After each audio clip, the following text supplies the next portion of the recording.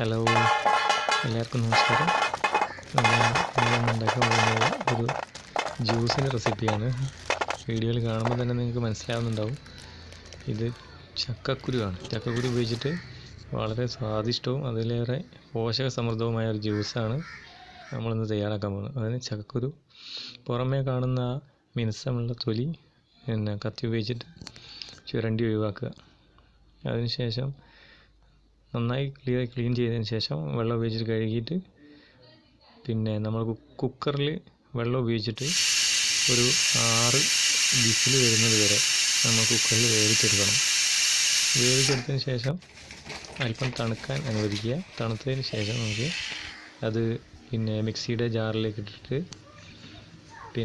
പഞ്ചസാര, അതുപോലെ പാല്, ഇവ മൂന്നുമാണ് ഇതിൻ്റെ ഇൻഗ്രീഡിയൻസ്. ഈ മൂന്നും ഉപയോഗിച്ചിട്ട് നമുക്ക് വളരെ സൂപ്പറായിട്ട് ബദാം ഷേക്കിനെയൊക്കെ വെല്ലുന്ന രീതിയിലുള്ള ഒരു ജ്യൂസ് നമുക്ക് ഉണ്ടാക്കിയെടുക്കാൻ പറ്റും. വളരെ ചിലവും കുറവാണ്. ഇപ്പോൾ വീടുകളിലൊക്കെ ചക്കക്കുരു ധാരാളമായിട്ട് കിട്ടുകയും ചെയ്യും. അപ്പോൾ എല്ലാവർക്കും വീട്ടിൽ ട്രൈ ചെയ്ത് നോക്കാൻ പറ്റുന്ന ജ്യൂസാണ്. അപ്പോൾ പാൽ ഒഴിച്ചതിന് ശേഷം പഞ്ചസാര, പാല് ഒഴിക്കുക. അതിനുശേഷം നന്നായിട്ട് മിക്സിയിൽ അടിച്ചെടുക്കുക.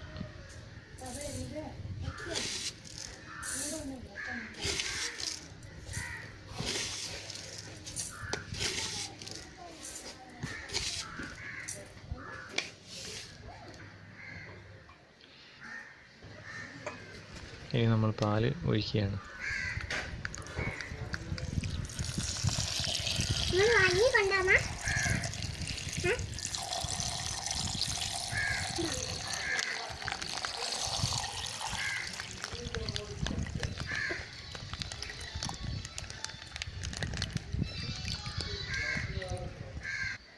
ഇതിൽ ഞാൻ വെള്ളം ഒഴിച്ചിട്ടില്ല, പാല് മാത്രമേ ഒഴിച്ചിട്ടുള്ളൂ.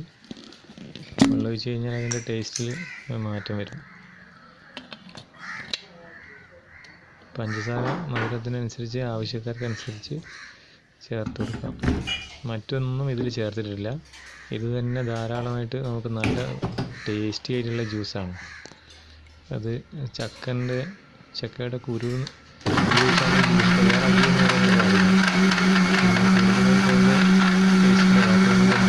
തോന്നുന്നുണ്ടെങ്കിൽ മറ്റുള്ള എന്തെങ്കിലും ഇൻഗ്രീഡിയൻസ് ചേർത്തിട്ട് അത് മാറ്റിയെടുക്കാൻ കഴിയുകയും ചെയ്യും. അത്രയും അതിൻ്റെ ആവശ്യം വരുന്നില്ല. അത്രയും നല്ല ടേസ്റ്റിയാണ്.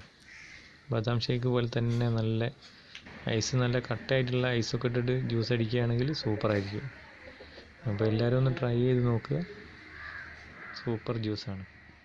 Okay, channel subscribe